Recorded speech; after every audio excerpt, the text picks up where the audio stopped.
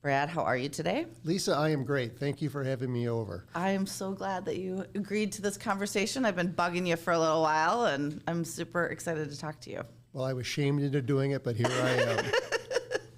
I was trying to think about what even to describe you as, and you just said something that made me think, because you've done a lot in the real estate space, right? But I like real estate mogul. I actually think that's a good description of what you do. What would you say you do? You've done so much in this space. Well, I think I'm a real estate entrepreneur. I like that. I'm not sure I've heard that. Okay, that's good.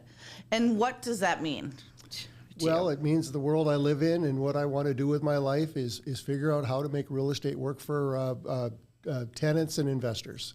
Okay, I like that. Is that your mission statement? No, our mission statement really is about improving the lives of our investors. Okay. Through real estate. Okay, I love that. That's great. How did you get into this crazy business? I know some of the history. I don't know all of it. It was a shockingly short process to get into real estate. I was in a different field. I was in the commodities business, and I was not enjoying it. I was 24 years old, and I was burned out. And I was with my sister-in-law, who worked at CB Richard Ellis in the day. And I said, I got to do something else with my life. And she says, well, why don't you try real estate? And I thought, well, gee, that's an interesting idea. I think I'll do that. And that was almost the sum total of the process. Really? Who's your sister-in-law? Tanya Bell. Oh, really? I didn't know that you had that relation. Oh, interesting. She's married to my younger brother. But when I was younger, I thought I wanted to be an architect. I was always interested in buildings. I was interested in finance. I actually owned a couple of very, very small investment properties. And I thought, well, that's what I should do. I should just work on that. So that was how I flipped from being in the commodity business to being in the real estate business. So did you start working at CBRE or? No, I started at Griffin Companies. Oh, that's where you started. First job. Wow, interesting. How did you find? Griffin back in the day was, kind of a force, but how did you pick Griffin? Well, so I interviewed with CBRE. Okay. And it was very clear to them that I had not put a lot of thought into the real estate industry as a career. And one of the things they said, well, you haven't even gotten a real estate license. And I thought, well, okay, maybe that is something I ought to do. And so I went to real estate school, which is what everyone has to do when one gets into real estate, is in the brokerage business anyway. And on the last day of the last week of real estate class, there was an individual who talked about investment real estate and the economics of investment real estate and the benefits of economic real estate, appreciation, depreciation, amortization, cash flow, all those sorts of things. And it was like, oh my gosh, this is it. Wow. This is it. Wow, and you remember that moment? Absolutely. Wow. And afterwards, I asked the instructor, who used to work at Griffin many years before, I says, who does this sort of work? And he says, well, Griffin Companies does. Who are they, and where do they exist? And it was so I called up Griffin, and they made a terrible mistake and hired me. So. I love that. And was Tom Lundstedt your instructor? Tom Lundstedt was my instructor. Okay, yes. Yeah, interesting. Oh wow, that's great. And you don't really just start in this business and say, I want to do investment sales. Well, apparently no one told me that. So you just got there. You had a phone and a. They gave me 3 or 4 3-ring binders. This was 1985. Okay. Before cell phones, before computers. We did have a mainframe computer that it cost like $1 gazillion an hour to use, and took an hour to get it to print out like 3 lines of code. But so it was really before all of that, before fax machines. And they gave me these binders, and they said, this is the data that your predecessors have accumulated. It's not very good. Make it better, and go find some business in those three 3-ring binders. And that's what I started to do. Wow. So were you focused on apartments right away? No, I was. They hired me. DNA was an apartment investor and an apartment brokerage, but they wanted to start a commercial division, so they had started a commercial division, and I think I was the last person they hired.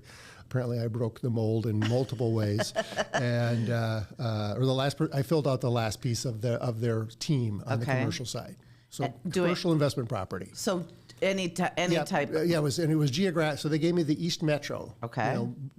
Griffin was a You go West. over there. Yeah, I lived on the East Side, and everyone else was a West Side person, and so you can have that kind of that a whole, that sort of wasteland that's called the East Side, and that's St. Paul and its suburbs, and so I had by far the largest geography. And they knew almost nothing about it, but that was okay. I knew nothing about it either, other than I lived there. Yeah. So that's what I did for 10 And years. so you just started calling building owners? Started calling building owners. Wow.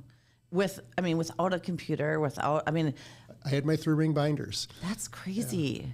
Wow. Each page was a property file with something. So it was by property. Yeah. And of course, there was no way to cross-reference other than just flip through and take notes when you might find an owner that might own multiple properties. Okay. And again, there was no real way to do that. There weren't spreadsheets. Right. Because we didn't have a computer.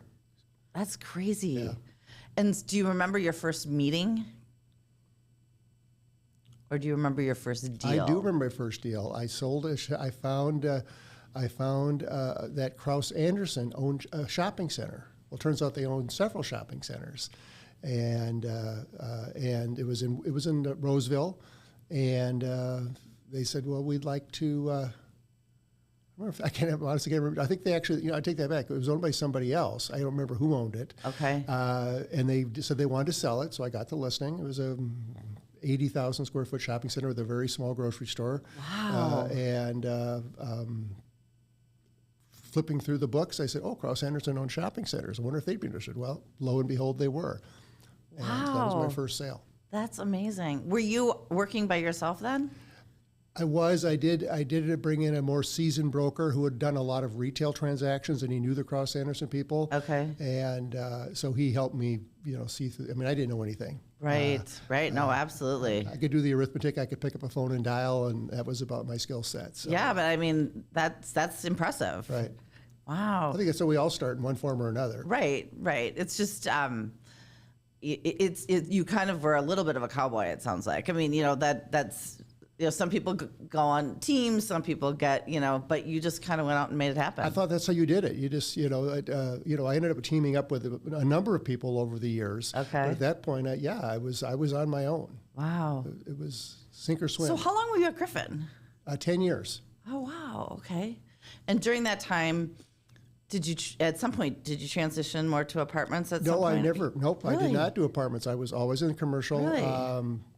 My first real investment property is I bought a small apartment building, a 24-unit apartment building. Okay. And I own some residential condos that as I leased out as income property. Sure. No, my brokerage career was.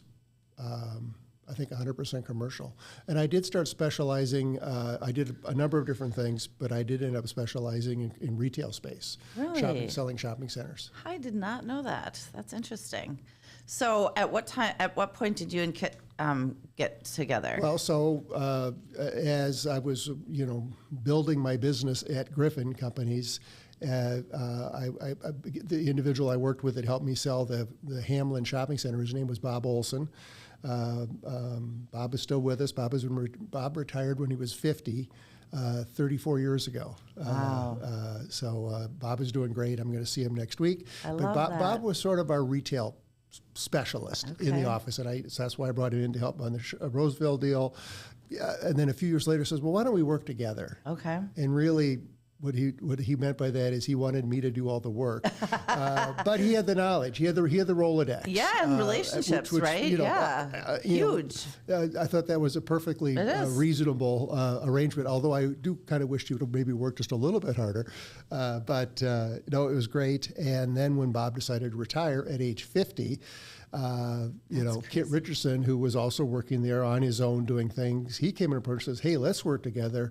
And I thought, well, can I wait just a little while? I've been sharing commissions for the last couple of years of doing most of the work, and I want to earn some money.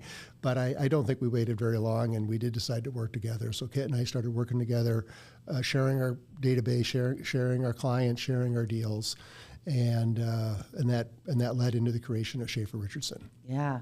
And how did you decide to leave Griffin? What was the impetus? I remember it very clearly. So, we've been through many ups and downs in real estate. It's a very cyclical business, as we all know. And we were living through the middle of the Resolution Trust Corporation, the savings and loan crisis in the late 80s and early 90s. And there was no liquidity in the market. The government stepped in and created the Resolution Trust Corporation to buy all these assets, take over all these assets from the failed savings and loans. I'd gotten a listing from the Resolution Trust Corporation on 3 shopping centers two in Minnesota, one in, I guess all 3 are in Minnesota, but I also sold a shopping center in South Dakota. I sold a shopping center in Wisconsin. Anyway, I got a listing with the Resolution Trust. There was no liquidity. There were no buyers because there was no liquidity. Well, a buyer found, again, this was pre-internet, and so the Resolution Trust Corporation had directories that you could order and they'd mail to you. A list of properties they owned. Wow. And I'm guessing it was probably a book. A book, yeah. And they updated it from time to time, I suppose. I don't remember. But anyway, so an investor from California called me, a retired real estate developer. He had sold out at the peaks. He was very smart or lucky or both. And he was interested in buying shopping centers. Long story short, we put him under contract. Again, because he was the only buyer, I think he knew he was the only buyer. He took his time. I didn't have much ability to, pressure him into acting because it would be easy enough to just say, well, never mind, I'll go do something else. Well, we get to the end of the line, we're ready to close, and he says, well, there's a lot of good deals out there. I sort of know, he didn't say it in so many words, but I'm really the only buyer, so I'll just maybe look for something else that might be a little bit better. And I thought, so I'm on 100% commission. I haven't earned a commission in a year plus. Yeah. Fortunately, my wife had a nice job. The lights were still on at home, but she supported me during that period.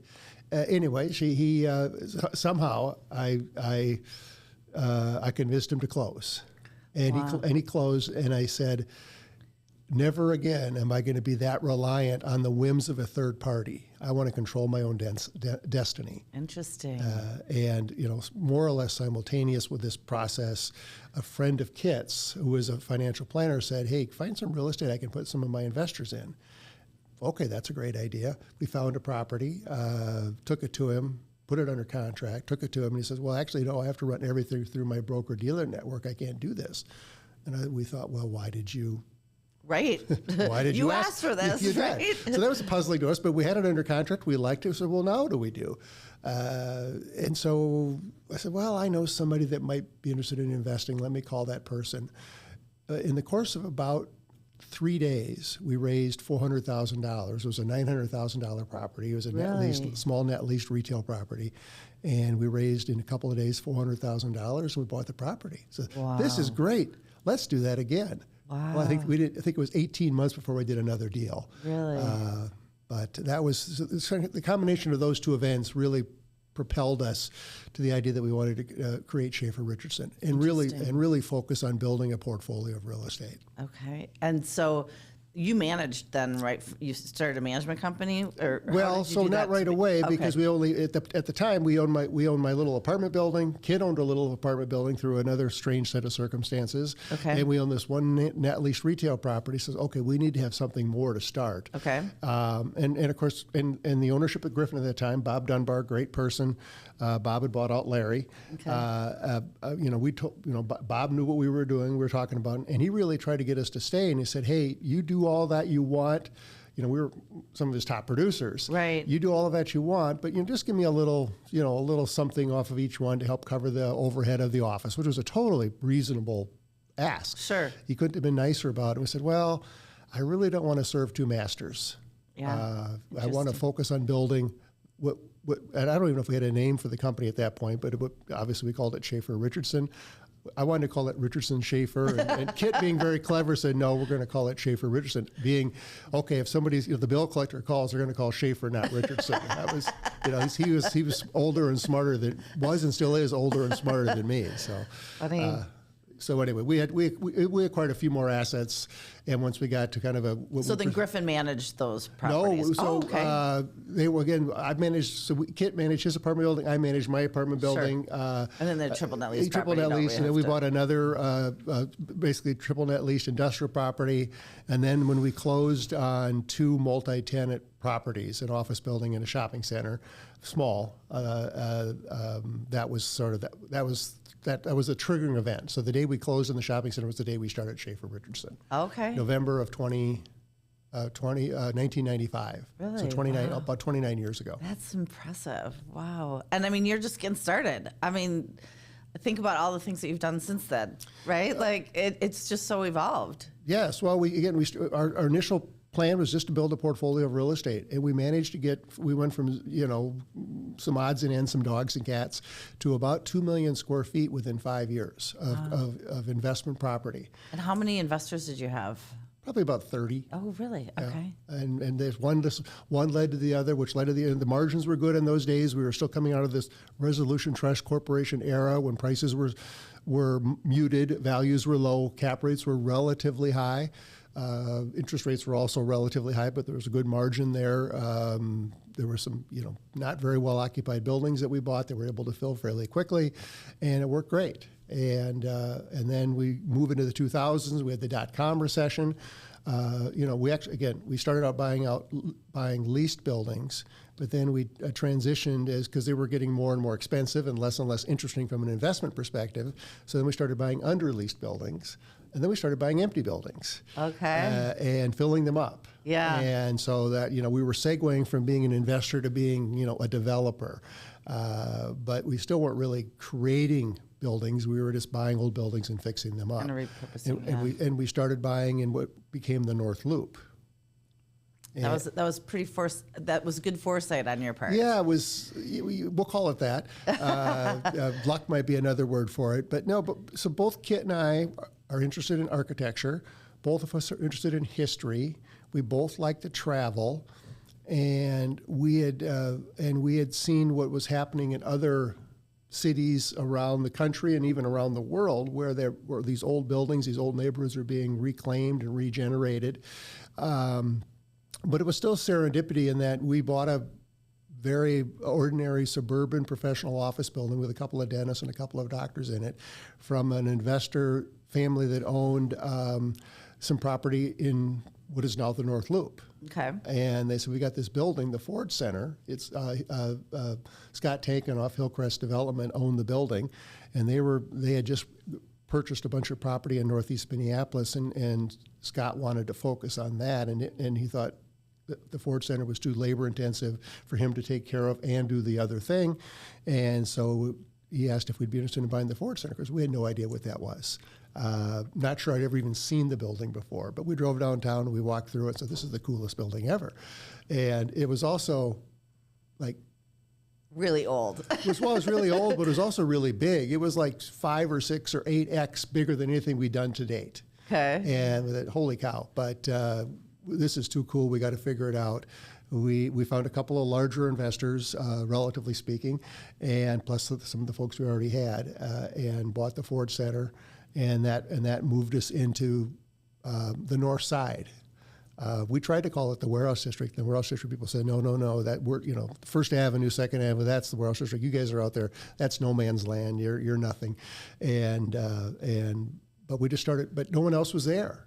And so we bought one, we bought the Ford Center, then we bought another building, then we bought another building, then we bought another building, and then we bought another I building. didn't realize that you had such a holdings in that. I think at one time we were the largest property owner by both building area and by acreage in the north. I'm sure we were. Interesting. In the North Loop. Wow. And we're still, I think, we're certainly one of the larger. Now other folks have come in. United Properties has come in a big way. There's some institutional capital has come in a big way, but we're still one of the larger owners and operators by property and by area or acreage in the North Loop. Wow. Well, the Ford Center, which sounds like started you out in that quest.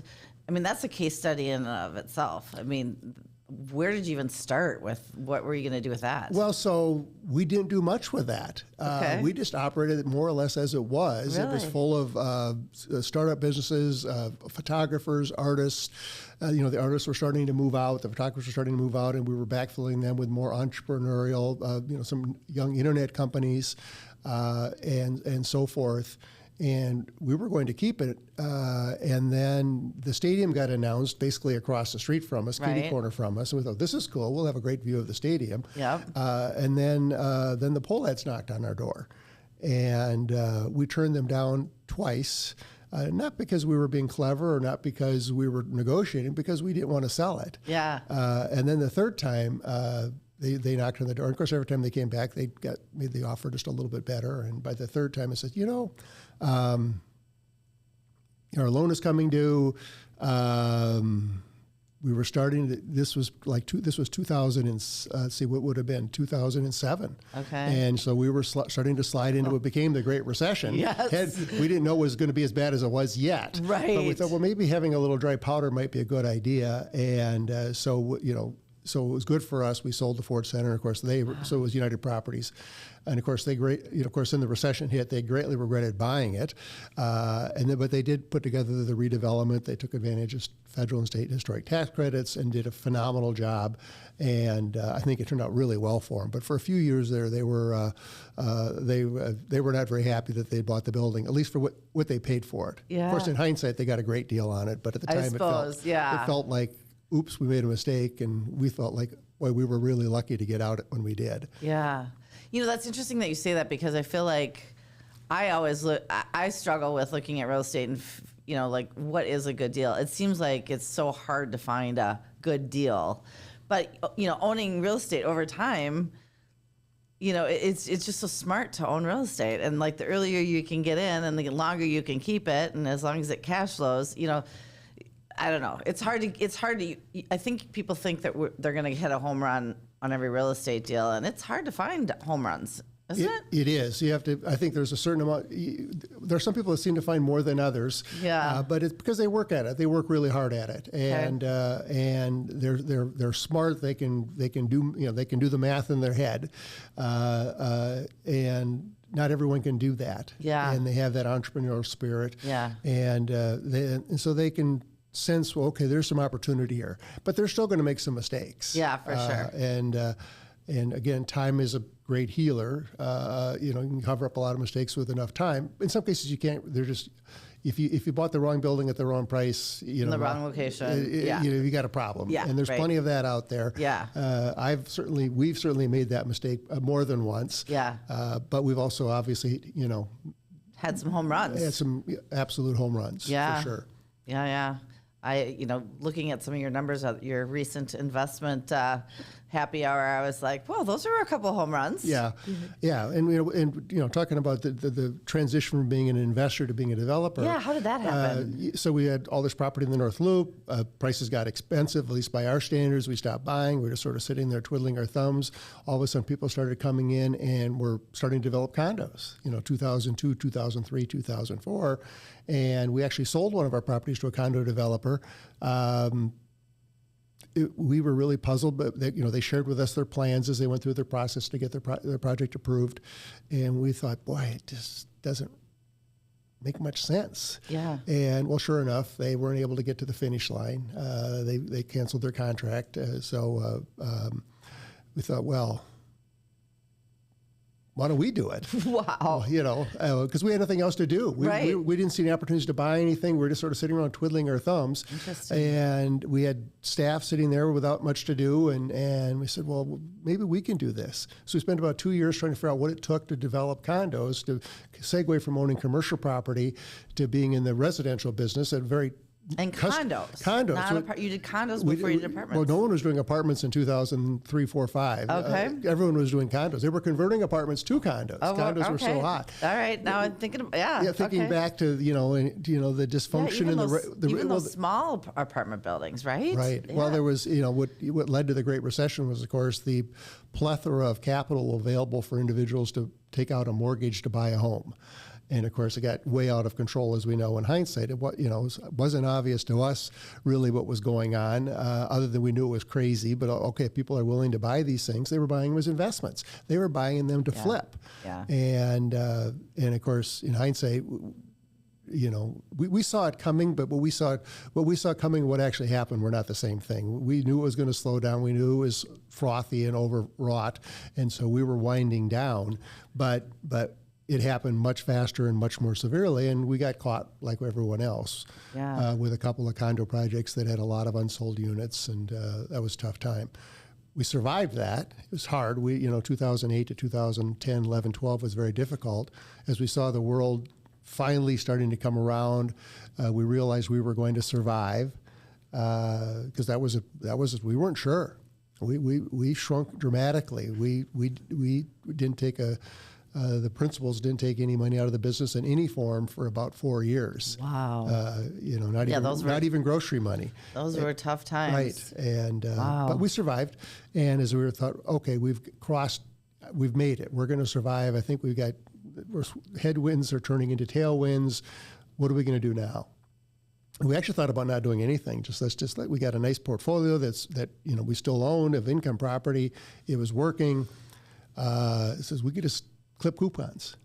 But there were 3 partners at that point. It was myself, Kit Richardson, and Steve Norcutt, who had joined us in 2009 during the depths of the recession. And we could turn this into a coupon clipper, but there's 3 of us. 3 of us don't need to do that. Barely one of us needs to do that. So 2 of us have to go find something else to do. Or we could decide what a strategy going forward is and try to grow the business. And we thought, well, okay, that seems a lot more interesting, a lot more fun, and we didn't really want to go do anything else. So let's figure out how to grow. And the first thought was, okay, if we can build condos and develop condos, we ought to build how to figure out how we can develop apartments. So in 2013 or 2014, we opened our first apartment building called Third North. Where was that one? In the North Loop, and property that we had bought when we accumulated all this property in the late 90s and the early 2000s. Okay. And we accumulated all of this property in the North Loop. So we bought, it was a single story, a concrete block building on a acre and a half of land, half a block, just down the block from our office. And we had bought the building. It was leased to a bunch of artists and whatnot, but it was a windowless concrete block building. And half of them were actually squatters, I think, as I recall. And anyway, we did knock that building down and move the tenants out, of course, and develop the Third North Apartments. And that got us in the apartment business. Wow. That's a big leap. Yeah. Especially coming out of the recession. You've got... It's a lot of risk. Right. Well, after doing condos, it didn't feel like that much risk to us, but it was a little scary because we really didn't know, we're building a 200-unit building where no one's ever lived other than a few squatters probably, and are they going to show up? So we did, we did 2 market studies just to kind of get ourselves comfortable and our lenders comfortable that we could do it. And of course, we filled it up in 8 months, whatever, at rents. It was a great investment, and we still own it. Wow, that's amazing. And now everyone's built apartments there. It's kind of the thing. You were just a constant trendsetter, weren't you? People don't say that very often, but we were early, yes, and that's a great place to be. Yeah. And we were actually one of the first to start developing in Northeast Minneapolis, too. Really? Actually, Hillcrest was probably the first, Scott Tankinoff. Yeah. He was doing commercial, and we were doing some commercial as well. We redeveloped the Banks building in Northeast, and we were all by ourselves. And our first apartment building over there, which was shortly after Third North, was a building called Red 20 on the site of the former Totino's Pizza restaurant. Again, that was really the first new apartment building in Northeast Minneapolis. Really? And and we had to pitch that really hard to investors and to our lenders because, there's nothing out there. Yeah. But we felt Northeast was actually the best urban village in town. North Loop was still coming together, and it was still a very urban place. But Northeast actually had a neighborhood. Yeah, you know, for it sure. had a grocery store. It had little shops. It had little restaurants. It had Serdik's and Kamarchek's and Nice Polonaise and Totino's Pizza and a bunch of others. Yeah. And so it felt like a real neighborhood. And so we thought, well, it should work here. And of course, it worked fabulously. So Yeah. Do you have many students in that building? no. Because that was kind of our stomping ground when we went to the U. Right. No. At this point, some people were starting to build student housing. Okay. Something I totally missed. We totally missed. My son was a student at the University of Wisconsin, and they were building apartment buildings there for students before they were doing it here. And I thought, well, that's a small town with a big university. They need housing to house students. In the Twin Cities, it's a huge metropolitan area. It's more of a commuter college. They don't need a lot of housing for students, so why would you build student housing? Of course, they built thousands and thousands of units, and they've been very successful. Yeah. We totally missed that. Interesting. So are you still looking at, do you see opportunity, or I think it's interesting that you said you travel and you look at what's going on in other communities. Have you seen trends or things that are going on in other communities that you think Minneapolis hasn't adopted yet? No, I think things like the internet and social media. I think it's been it's really kind of leveled the playing field a Makes bit. sense. And of course, institutional capital discovered the Twin Cities about 15 years ago, about the time we started building apartments, and so there's a lot of institutional capital in town.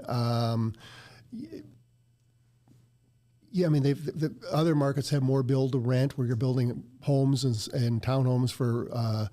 That not to sell, but to rent, for example. We have less of that than other markets, but we have that here too.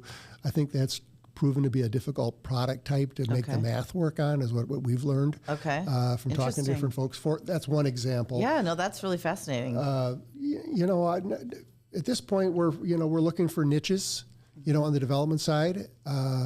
And then the other thing, of course, in the process of doing all this development, we sort of rediscovered our ability and our desire to continue to have a portfolio of income-producing property. So we formed SR Realty Trust. Yeah. And that's a REIT, right? It's structured as a private real estate investment trust. So yes, it's a REIT. We started that shortly after we built our first apartment building. Really? Because at that point we didn't know how much, we didn't know we were going to be building 3,000 or 4,000 units of apartments, which we've since done. We thought it was going to be a much more modest thing, and and that's a very lumpy thing, right? We worked for 2.5 years to get one project off the ground. It took a year and a half to build, and how do you pay the bills in between? Yeah. And so we thought, well, maybe we should go back to our DNA and work on rebuilding our portfolio of income-producing property. Interesting. So when you talk about institutional capital coming to town, at my little stint at Griffin, I remember touring with a public REIT, and they were just starting. Everything was owned by individuals in the Twin Cities, and now institutions own more real estate in Minnesota than individuals do. So, there's certainly been a lot. There's been a lot of outside capital that has discovered the Twin Cities. Something we've had a little secret here. We got all kinds of problems, but so do other places. Yeah. And apparently our problems, as bad as we think they are, they're worse in a lot of other places. And we've got a good workforce. We've got highly educated population. We've got a lot of Fortune 500 companies which are great, but they've created lots of other spin-offs, and people leave the big company to start their own business. There's a lot of big entrepreneurial capital in this town, and drive to create new business, and highly educated, relatively high income, and relatively affordable. Yeah. We're expensive in the Midwest, but we're cheap compared to the East and the West for sure, and that's what and outside capital discovered that. Yeah. And of course said, well, it's too small. Well, it's gotten a lot bigger. Yeah. And there wasn't enough liquidity because there wasn't enough other institutions. Well, one institution begat another, and all of a sudden now we have lots of liquidity. Interesting. And just sort of overnight. Well, and so talk to me about your trust and you're raising capital, you're buying existing product, you're developing. How is all that interrelated? Well, so the development business is really separate. Okay. And they do overlap a bit. The REIT, the SR Realty Trust, sometimes invest in our development opportunities. I think there's a good possibility that the development side of our business will actually develop on behalf of the REIT at some point in the future. Okay. But at this point, they're generally fairly separate. So the development business, our investor capital for that, they're interested in taking some risk and growing their capital. They want to double their money. Okay. On the income side of the business, we're finding investors who have made some money and they want to preserve it. Okay, interesting. They don't want to take a lot of risk. Okay. But they don't want to. They got they got money in the stock market. They got money in the bank. They've got CDs. They might have bonds. But they want something else. They like real estate, and they get a little bit more from real estate. But they don't want to take a lot of risk with their real estate. And it's very much a demographic thing. The baby boomers control trillions of dollars of wealth. They're getting older, and they've done. Many of them have done well. They've accumulated, a generation of wealth, and now what do they do with it? And so we sort of recognize that opportunity with this demographic as the baby boomers took over the world from their parents, going back now 20 years ago. Sure. And now it's starting to turn over to, even now the next generation. But all these folks of a certain age that have accumulated some wealth, and they don't want to manage property anymore. But they own property. They had made some money. They have wealth in property, but they don't want to deal with it anymore. So what they're doing is they're either just investing cash with us, or they're selling their property, typically to somebody else, and then they're then putting their proceeds into our trust. And that's the uprate process. Is that, and I just am such a fan of that. I've worked with so many clients that have. There's tax reasons to leave your properties to your children, right?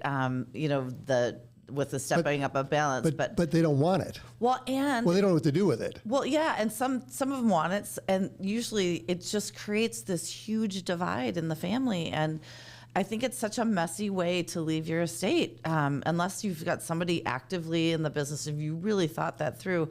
I know many family members that will never speak to each other again because their parents left them some real estate. Right, and then they've ended up fighting over it completely because they all have different needs, different risk levels, different knowledge, different skill sets, timelines. It's So tell us how that process works, just in a nutshell, because I sell it all the time. I love it. Well, it has turned out, we've become we think one of the best options for tax advantage real estate anywhere that's out there. There's no new real estate. We just sort of recycle the same ideas over and over again. So we didn't invent anything, but we've gotten really good at coming up with a structure to provide,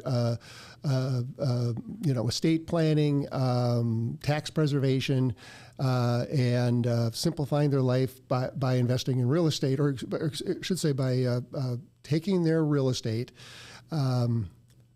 They can do a 721 UPREIT where they can contribute their property into our fund for shares into the fund. So they've gotten rid of active real estate. Now they've turned active real estate into passive real estate, tax-free, tax-deferred.